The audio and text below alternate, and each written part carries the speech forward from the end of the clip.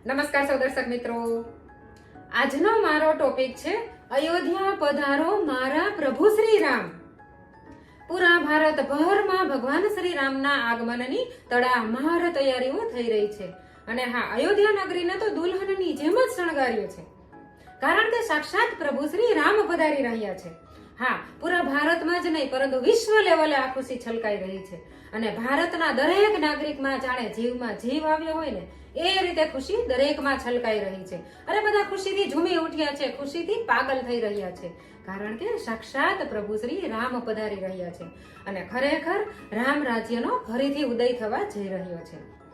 અને હા, રામ મંદિર માટે તો આ સુપ્રીમ કોર્ટે નવેમ્બર 2019માં જ ચુકાદો આપી દીધો હતો કે તમે રામ મંદિર માટે ટ્રસ્ટ બનાવો અને રામ મંદિર અત્યારે જ બનાવવાનું શરૂ કરી દો.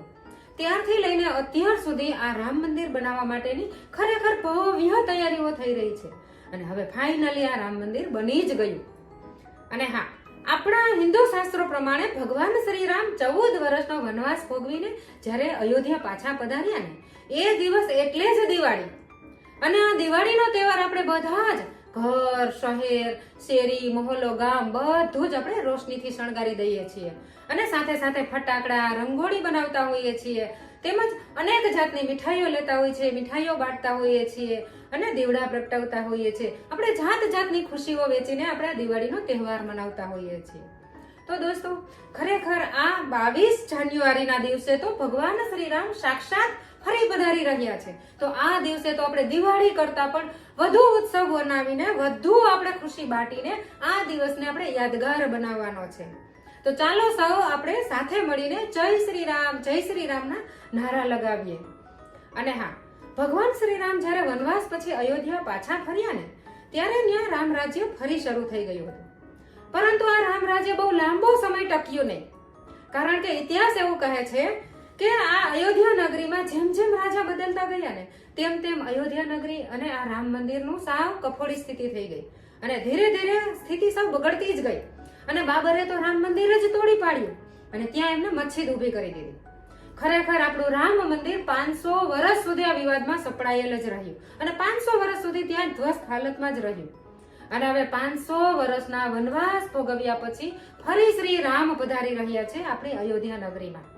તો હું ફરીથી તમને એ જ કહેવા માંગુ છું કે ફરી આપણા ભગવાન શ્રી રામ છે ને અયોધ્યા પધારી રહ્યા છે. તો ઘર ઘર આપણે રંગોળી બનાવીએ, જાત જાતના સુશોભન માટે આપણે ઘરે ફૂલોથી શણગારીએ, ઘર શણગારીએ, શહેર શણગારીએ, રોશની આપણે ઝળહળતી કરીએ, બધું જ કરીએ, કારણ કે ફરીથી હવે રામ રાજ્ય આવી ગયું છે અને રામ રાજ્યનો હવે ઉદય થવાનો છે. અને હા, છેલ્લે ખાસ આ વર્ષો સુધી આપણું આ જે રામ મંદિર આ જ રીતે આપણું વિવાદમાં સંપડાયેલું હતું ને, તો આખરે આપણી સરકારે ખૂબ જહેમત ઉઠાવીને આ મંદિર ફરી બનાવ્યું છે. હા, કારણ કે જો આપણી સરકાર ધારે ને તો ખરેખર સ્વર્ગને પણ ધરતી ઉપર લાવે. અને જો આપણી જ સરકાર ધારે ને તો આ રળિયામણી આપણી જે ધરતી છે ને એને પણ નરક બનાવી દે. અને ખરેખર આવું જ બન્યું છે, એ આપણે સૌ જાણીએ છીએ, કારણ કે વર્ષોથી બધા એકબીજા સાથે પોલિટિક્સ જ રમતા રહ્યા અને સતત પોલિટિક્સ જ રમાતું રહ્યું.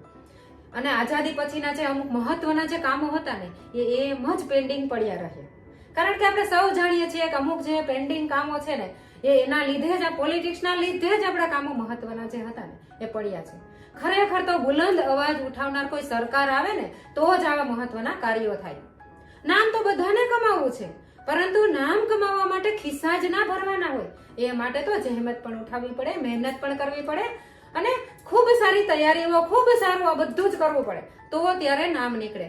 અને જો આવી ખરેખર આવા કોઈ સારા કાર્યો થાય ને તો વર્ષો સુધી એમનું નામ અકબંધ રહે. અને ખરેખર આ 500 વર્ષ સુધીમાં તો ઘણા બધાએ આ રામ મંદિર માટે પોતાની આહુતિ આપી હશે, બલિદાન આપ્યા હશે, ઘણા બધા ફાળા આપ્યા હશે, ત્યારે ખરેખર આ રામ મંદિર બન્યું છે. રામ મંદિર આપણું ઇતિહાસમાં નામ સુવર્ણ અક્ષરે નામ લખાશે કે 500 વર્ષ પછી ખરેખર ફાઇનલી આપણું રામ મંદિર બન્યું છે. ખરેખર બહુ મોટી તપસ્યા કરવી પડી છે. રામને પણ મોટો વનવાસ ભોગવવો પડ્યો અને આપણે પણ મોટી તપસ્યા કરવી પડી છે. ત્યારે આપણને ખરેખર રામના દર્શન હવે સાક્ષાત થશે.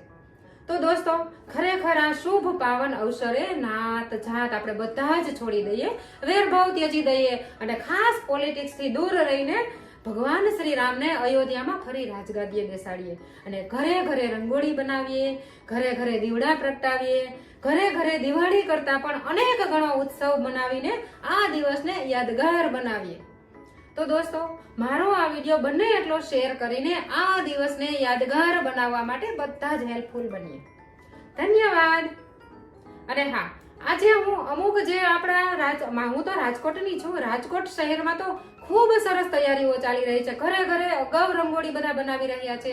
ઘરે ઘરે વાંચતે ગાજતે રામ પધારો રામ પધારો ગીતો ગવાઈ રહ્યા છે. અનેક જાતના ગીતો રોજ એટલા સરસ ગુંજતા હોય ને, તો અમુક એવી જે તસવીરો, અમુક જે વિડીયો છે ને, એ પણ તમને શેર કરવા જઈ રહી છું. તો મારો આ વિડીયો છેલ્લે સુધી ધ્યાનથી સાંભળજો. ધન્યવાદ. જય શ્રી રામ, જય શ્રી રામ. અને ખરેખર આપણે જય શ્રી રામ ના નારા જ લગાવીએ. मेरी चौखट पे चल के आज चारों धाम आए हैं, बजाओ ढोल स्वागत में मेरे घर राम आए हैं. कथा शबरी की जैसे जुड़ गई मेरी कहानी से, न रोको आज धोने दो चरण आँखों के पानी से. बहुत खुश हैं मेरे आंसू के प्रभु के काम आए हैं. बजाओ ढोल स्वागत में मेरे घर राम. मेरे जन्मों के सारे पाप मिट जाएंगे, राम आएंगे. मेरी झोपड़ी के भाग आज खुल जाएंगे,